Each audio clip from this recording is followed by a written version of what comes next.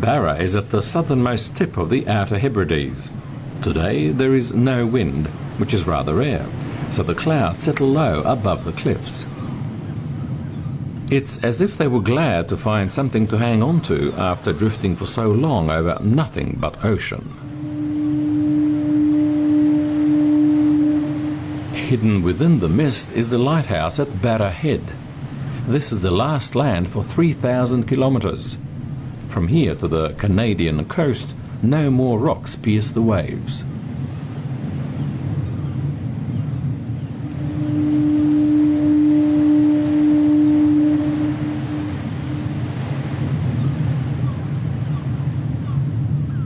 What then can we discover to the east of Great Britain if we head out from the far coast of Scotland and across the North Sea? Let us set our course now for Scandinavia.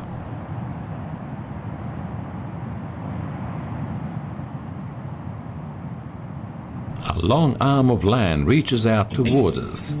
This is Zealand, Denmark's largest island, with an area of 7,000 square kilometres and home to most of the country's population. Hardly surprising that this land should have given birth to that great seafaring people, the Vikings. No one in Denmark lives more than 52 kilometres from the sea.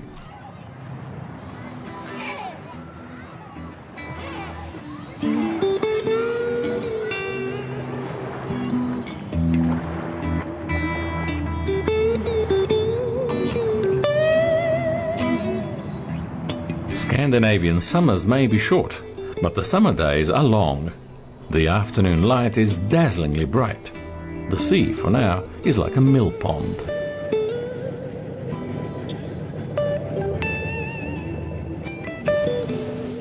But the weather can change in an instant, and a sudden squally shower can mask the clear skies. A light breeze is blowing, ideal conditions for sailing. But the breeze is a warning of changes ahead.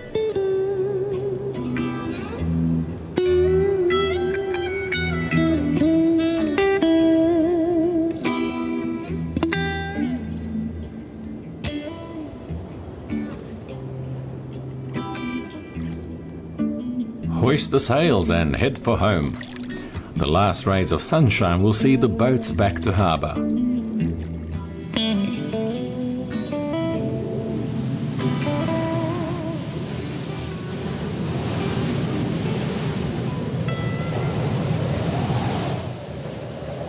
Now a strong wind springs up, blowing from the west, sweeping over the whole of southern Scandinavia, across the scoured coastlines of Sweden. There's a storm warning for the island chain of Bohuslän, north of Gothenburg.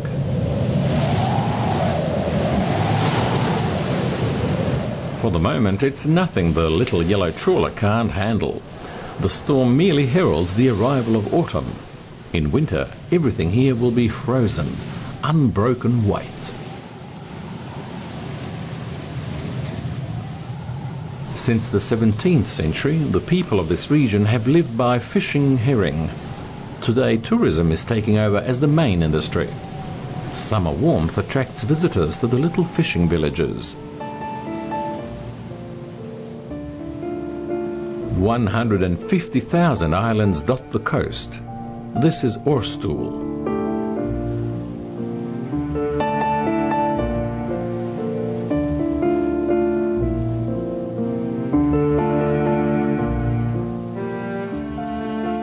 There are no cars on the island. The roads are too narrow for them. Even the rubbish cart had to be specially designed to fit the streets. You can only travel by boat when the sea isn't covered in ice. Like all the other islands off Sweden's west coast, Årstol had a golden age, exporting herring throughout the whole of Europe and even far beyond. Then the authorities encouraged people to come and settle here by offering them land. Now the little wooden houses are worth a fortune. Those who are lucky enough to live beside this horseshoe-shaped port probably don't have many regrets. Even the least promising of the islands are put to use. This is a test site for paint. Various samples are exposed to the elements in order to see how well the different colours will wear.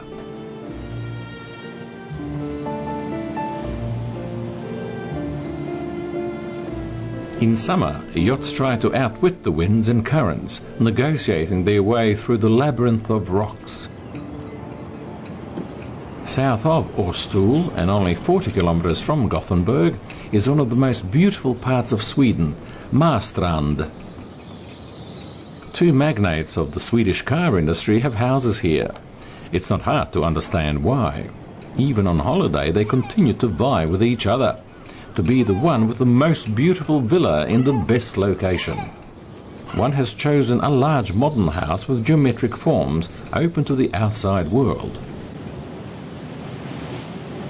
The other prefers to shut himself away in a typical wooden house, built practically on top of the water.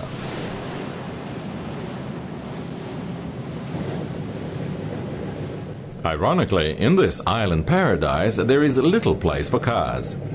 To make life easier for the island dwellers, dozens of ferries cross backwards and forwards between the islands off the Gothenburg coast every day. The inhabitants value their peace and quiet highly and don't want any bridges.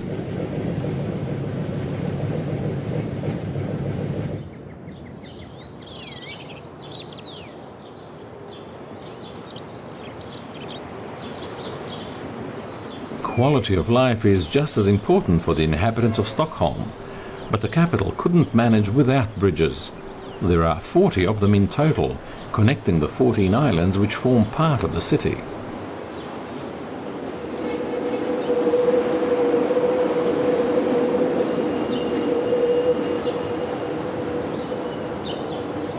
In summer, Stockholm has a relaxed holiday atmosphere. You could easily forget that this is a bustling European capital. Those lucky enough to work near the university, for example, can get down to the waterside in just a few minutes and make the most of the sun during their lunch hour.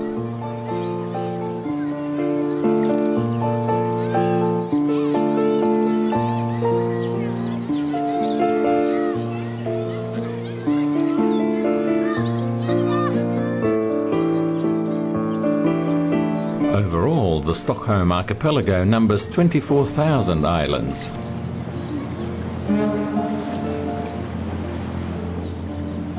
Huge ferries glide between the rocks. Sometimes they're fitted out as restaurants or are equipped with swimming pools.